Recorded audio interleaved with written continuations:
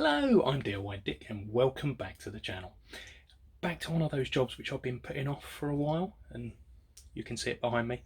It's the hole in the ceiling that we used to install the new gas pipe, and it's about time I got around to fixing it. So let's get up there, remind ourselves what we've actually done, and then see if we can make a plan to actually complete the job. So I measured up, and this is one of the reasons it's taken me so long to get around to it, because I was hoping just to go along and purchase an access panel or loft hatch, whatever you want to call it, and then just install it. However, the joist centres are not standard size, at least here in the UK, so we're at about 18 inches or 46 centimetres, and I can't just go and buy what I want. So what we're going to need to do today is actually make one. Now, not quite figured out yet how we're going to do it, so this is going to be a bit of a freestyle episode, but I know the first thing I need to start with is tidying up and straightening up some of my edges. So let's make a start there.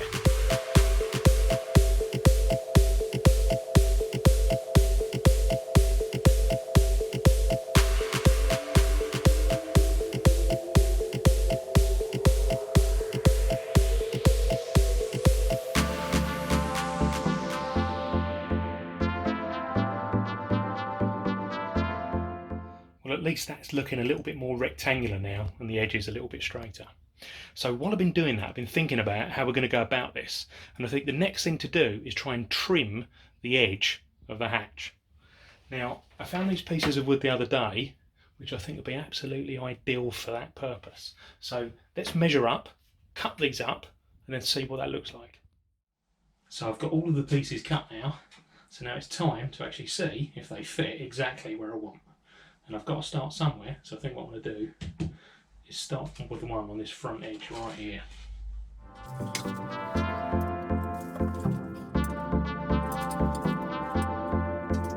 Now, on the back of this, I've got my 2 centimetre mark, which I originally put on when cutting it. So let's try and use that to help us place it in the correct position. But most of this I'm really going to be doing just by eye, and we might just have to do a little bit of adjusting to get it into the right position.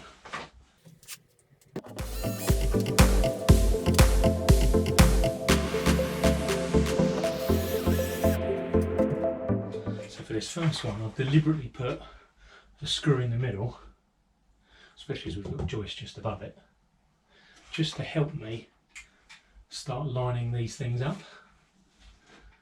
And then what we'll do is we'll screw more in a minute when we get it in its final position.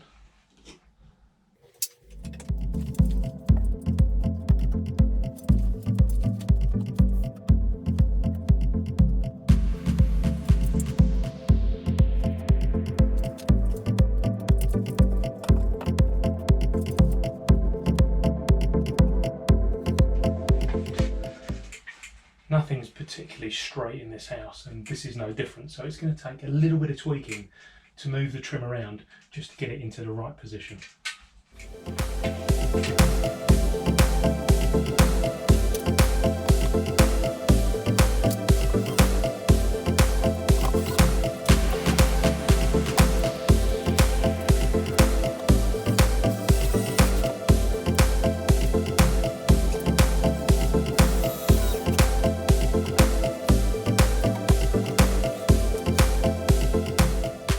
So with the trim in place, hopefully you can now see this lip that I promised you going all the way round the opening in the ceiling. I'll try and move my belly out of the way as well to give you a better view. Now, I'm not going to leave this edge in as it is. We'll do something with that, and I think also what I'm going to do is I'm going to get some insulation foam and just run it along there, so when we find a loft hatch or a bit of wood to use as it, it's just going to sit on that and just give a better draft proof seal. So let's go and find that bit of wood now. So I found a bit of ply which should be ideal for the job. Needs a little bit of love, but I'm sure we can sort that out anyway. Let's just measure up and start cutting.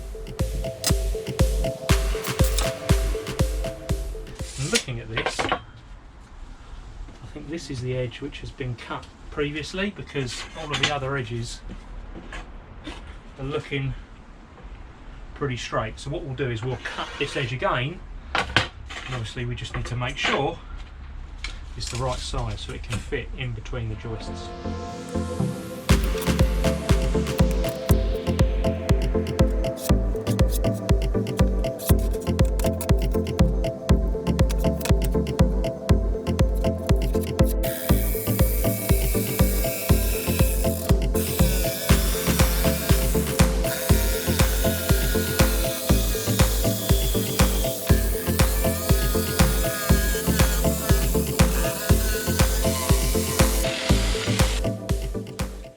Well, that's a good start. Let's see if we can manoeuvre it into place. So far so good. Okay, it's getting caught on something. So we're in this side. I think we're okay on the width. But it looks like it's just catching on a bit of the plasterboard just up this end. That's what it looks like. So we've got a couple of options. Either we cut back some of that plasterboard or we trim the hatch a little bit more. But let's get up there and have a bit of a closer look just to see if the edge of the plasterboard isn't as straight as it could be.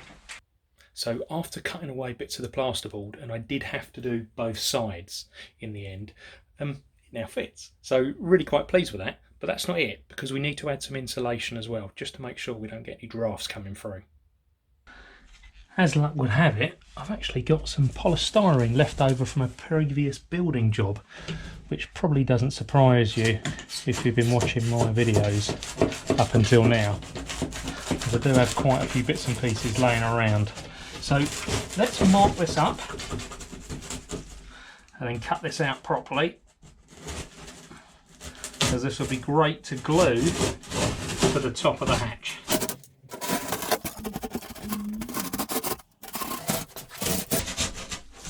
Hopefully this will just pop off.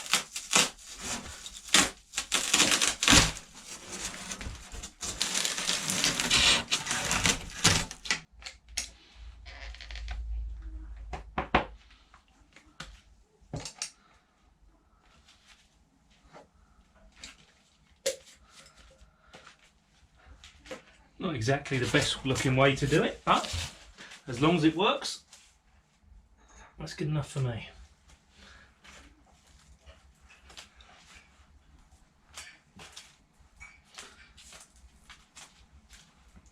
Now, if I don't get this in exactly the right position, I can still trim it a little bit. But hopefully that should be fine. So what we'll do is we just need to obviously let this go off for a period of time. So I think what I'll just do is put a little bit of weight on it and leave it alone. So then, while the glue is drying, onto one of the finishing touches, which is the insulation tape round the hatch itself. So let's just measure that up.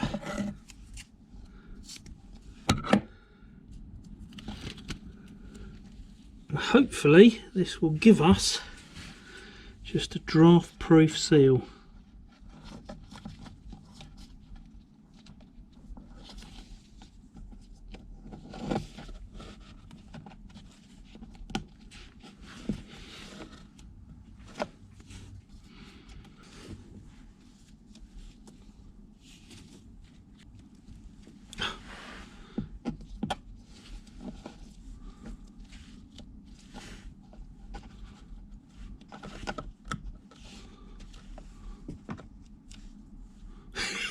Well, that's not exactly ideal, is it?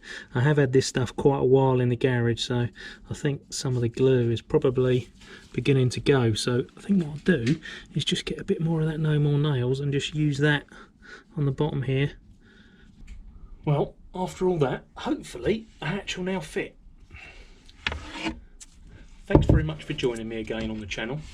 If you've enjoyed what you've seen, please subscribe. And I'll see you soon with some more videos.